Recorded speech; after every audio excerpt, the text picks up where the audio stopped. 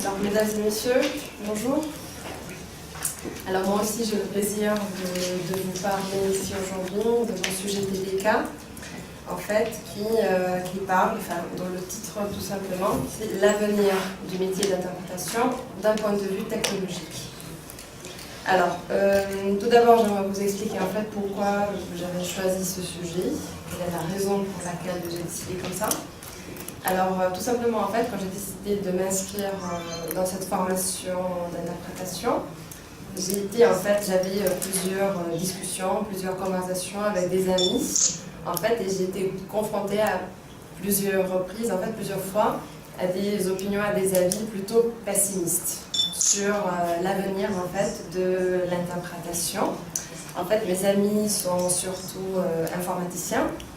Et en fait, ils m'ont dit que non, que ce n'est pas la peine d'investir du temps, de l'argent, de l'énergie dans une formation comme ça, parce que de toutes les façons, en fait, voilà, ça n'a pas d'avenir. De toutes les façons, les interprètes seront remplacés par des machines dans 5 ans, 10 ans, 15 ans, etc.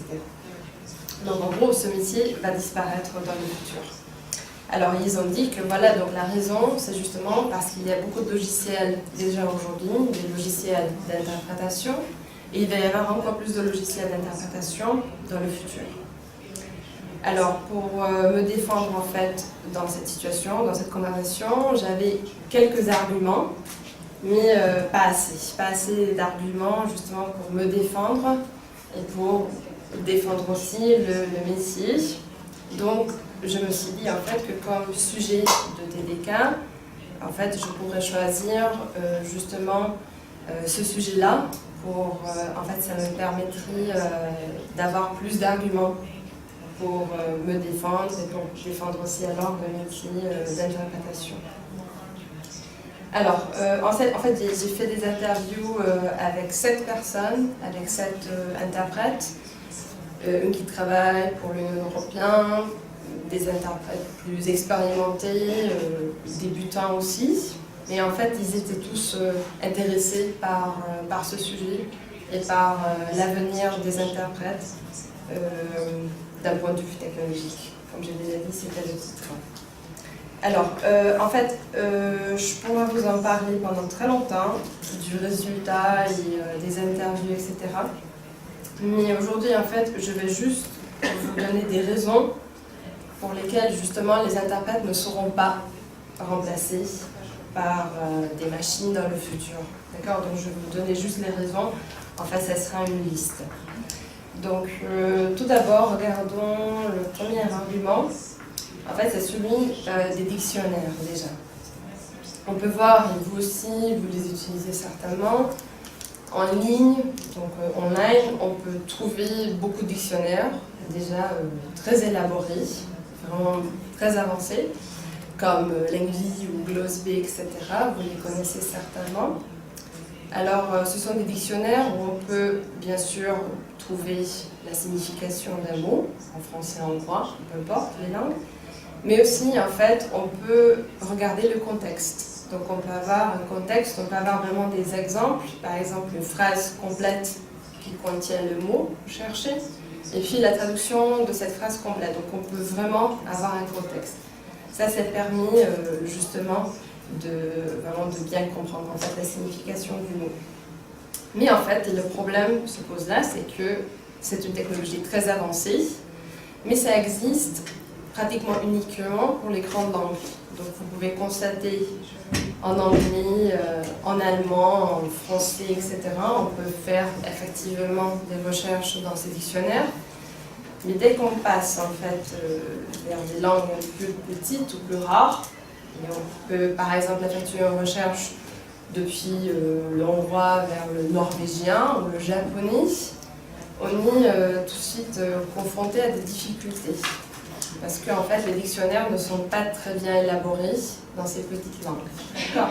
Donc ça, c'est important, je pense, à comprendre que voilà, déjà à ce niveau-là, on pense que voilà, avoir de bons dictionnaires dans toutes les langues, voilà, en ligne, ce serait vraiment la chose la plus basique. Mais en fait, non. Parce que pour les langues plus petites, plus rares, les dictionnaires ne sont pas encore très bien élaborés. est très avancée. Alors, deuxième argument. Donc pourquoi, encore une fois, pourquoi les interprètes ne seront jamais remplacés par des machines? Deuxième argument, parce que, comme vous savez très bien, les interprètes doivent interpréter un message global. C'est important. C'est-à-dire que, qu'est-ce que ça veut dire le message global en fait? Ça veut dire que c'est pas l'interprétation des mots séparément qu'on fait, en fait, mais l'interprétation vraiment d'un message global qui peut en fait contenir des éléments très divers, comme par exemple celui de l'ironie, ou alors des références culturelles par exemple, et encore, bien évidemment, je pourrais aussi parler du style de l'interlocuteur, qui peut être aussi tout à fait particulier. Donc en fait, il faut, quand on fait de l'interprétation, il faut prendre en considération tous ces éléments-là comme une sorte de bagage. Et en fait, c'est vrai que déjà pour un être humain, faire ça et prendre en considération tous ces éléments-là, c'est quand même particulièrement difficile, mais pour une machine, c'est pratiquement impossible à imaginer. Ensuite, encore un argument. Vous savez certainement que dans plusieurs langues, il y a le vouvoiement. Alors, bon, en anglais, on en compte juste un, bien sûr. En français, vous en avez deux. En hongrois, on en a déjà trois. Et on peut aller, par exemple, jusqu'au japonais, où on en compte 5. Il y a 5 niveaux de vouvoiement, c'est-à-dire que 5 niveaux de politesse, en fait, différents.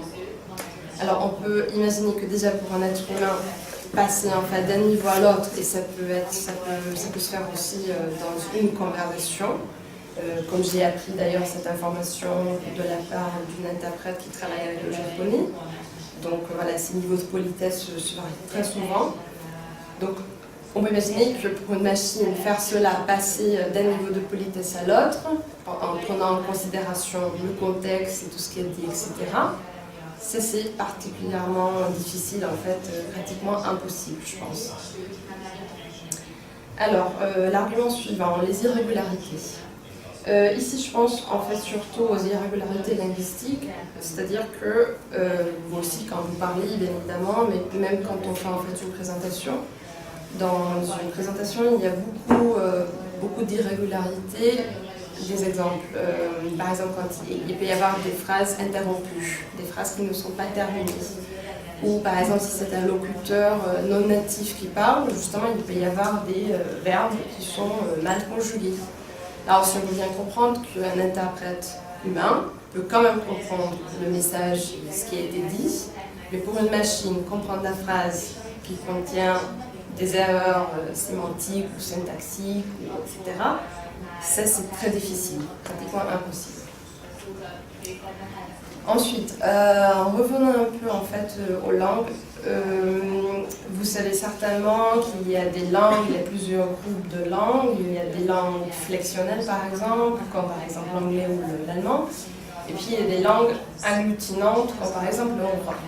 Alors, je suis sûre et certain que si un jour, peut-être les machines remplaceront les êtres humains dans l'interprétation, oui, peut-être oui, mais pas en fait au même niveau dans toutes les langues. C'est-à-dire qu'il va y avoir certainement un décalage en fonction de la langue. Donc passer par exemple avec un logiciel d'interprétation entre l'anglais et l'allemand, oui, peut-être, parce que là en fait, la structure de ces deux langues-là est relativement similaire. Mais passer par exemple du hongrois vers l'allemand, c'est une histoire complètement différente, en fait, une tâche beaucoup plus difficile. Ensuite, ce dont je voulais vous parler également, c'est la relation et la confiance interpersonnelle, disons. Donc là, qu'est-ce qu'il faut comprendre? Il faut comprendre en fait que quand une entreprise, un institut ou même juste une personne travaille avec un interprète, c'est toujours en fait un travail de confiance. Il y a une relation de confiance qui doit s'établir. Et ça, est-ce que cette relation de confiance pourra être un jour remplacée par des machines? Je ne suis pas sûre, et mes interviewés ne sont pas sûrs non plus. Et puis après, d'ailleurs, justement, en parlant de ces relations de confiance, ce qu'il faut comprendre, c'est que il y a des situations qui sont très très délicates en fait, d'un point de vue d'interprétation. On peut imaginer par exemple l'interprétation lors d'une intervention chirurgicale, par exemple. Alors qu'est-ce qui se passe? Ce qui se passe, c'est que là en fait, la moindre erreur peut avoir des conséquences quand même très très graves. Alors, on peut se poser la question, voilà, à quel moment dans le futur, les médecins par exemple dans une telle situation feront confiance à une machine en fait, au lieu de faire appel à un interprète humain. Donc voilà, je pense qu'il y a beaucoup de temps en fait qui doit justement s'écouler avant que les médecins par exemple obtiennent cette confiance. Alors, et pour finir en fait, je voudrais juste vous parler, parce que lors de ces interviews en fait, que j'ai fait, j'ai eu également des idées voilà, pour savoir quels sont justement les logiciels et les machines que les interprètes qui travaillent en ce moment comme interprètes peuvent imaginer, dont l'existence ils peuvent imaginer. Et en fait, ils ont dit que tout d'abord, ce qui serait bien, c'est d'avoir, par exemple, on peut imaginer une cabine d'interprétation, et d'avoir un écran sous les yeux, un écran où on pourrait voir afficher justement toutes les informations, voilà, les informations, si c'est possible, surtout factuelles, qui ont été dites. Et ça serait particulièrement bien parce que toujours comprendre les chiffres, les noms propres, les noms des instituts, etc., c'est toujours très difficile. Donc voir ça sous les yeux, ça serait génial. Bien sûr, ce logiciel, ça pourra fonctionner avec un système de reconnaissance vocale. Pas autrement. Alors, vous voyez ici, la question se pose, est-ce que c'est vraiment bien? Est-ce que l'interprète fera confiance à une telle machine? Ça, on sait bien que quand on travaille en fait en cabine, il y a déjà un partage d'attention. Ça, on sait très bien que c'est déjà difficile en fait de partager l'attention parce qu'il y a déjà deux choses. Ce qu'on dit en fait et ce qu'on nous entend. Ce qu'on entend. Mais donc faire attention à une troisième chose qui sera l'écran. Ça, je pense, ça serait quand même assez difficile à faire. Et puis, juste un dernier exemple, un de mes interviews m'a dit aussi que ça serait bien, par exemple, d'avoir un écran, oui, un peu le même système, mais qu'on arrive, en fait, quand il y a une conférence, on arrive toujours avec une liste de vocabulaire, éventuellement, un vocabulaire, les mots qui peuvent survenir, et que justement, sur cet écran, en fait, les mots qui sont dits par l'interlocuteur seront affichés avec une autre couleur, en jaune par exemple, sur notre liste, sur notre glossaire. Et que ça, justement, ça permettrait de voir très rapidement quels étaient les mots éventuellement techniques un peu difficiles qui ont été dits. Et ça pourrait nous aider aussi. Mais là encore, la question se pose, est-ce qu'on peut faire attention à une chose de plus, à une troisième chose, quand on partage déjà notre attention? Donc voilà, c'est tout à peu près que j'ai obtenu en fait comme information. J'étais quand même contente de constater lors de mes interviews que non, les interprètes n'ont pas peur d'être remplacés par des machines dans le futur parce que c'est pas possible selon eux, ou alors si oui, ce ne sera pas à nous d'y faire face, mais aux futures générations.